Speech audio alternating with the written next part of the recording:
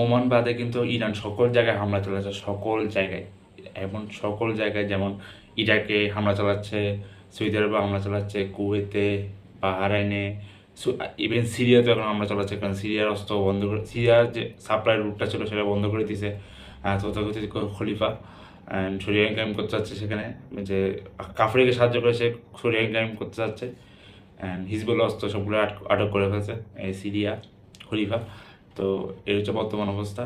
আর Iran অনেক কঠিনভাবে যুদ্ধ চলতেছে, এবং যদি ভবিষ্যতে যদি এভাবে চলতে থাকে তাহলে কিন্তু ইরান যে এত বছর যে যে শান্তি ছিল, যে আমি সিভিলিয়ান মানি না বা মারার চেষ্টা করি না, আমি শুধু যুদ্ধ করতেছি আমেরিকার বিরুদ্ধে, সেটা কিন্তু আসলে পুরো প্রদেশে ছড়া যাবে। কারণ ইরানের আছে, ইয়েমেনের হুতি, অ্যান্ড ওমানেও ভালো ভাইয়া সম্পর্ক আছে, ওমানে কিন্তু হামলা চালাচ্ছে না সে।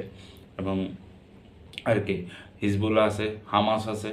তো এগুলো হচ্ছে গুরুত্বপূর্ণ পয়েন্ট। এবং মেবি এভাবে চলতে থাকলে কিন্তু সিরিয়া সরকার পতনের দিকে যাবে, কারণ একটা গৃহযুদ্ধ করা জিতা সরকার কিন্তু তার সবার কাছে অস্ত্র আছে। তো এটা একটা খারাপ বিষয়। অ্যান্ড ওখানে কিন্তু শিয়া আছে, এবং ইরাকের শিয়ারা কিন্তু সিরিয়া দখল করার জন্য যথেষ্ট হবে। তবে ইরাকে সুন্নিরা যদি কিছু না করে আর কি, অ্যান্ড যদি না বেঁচে নিজেকে।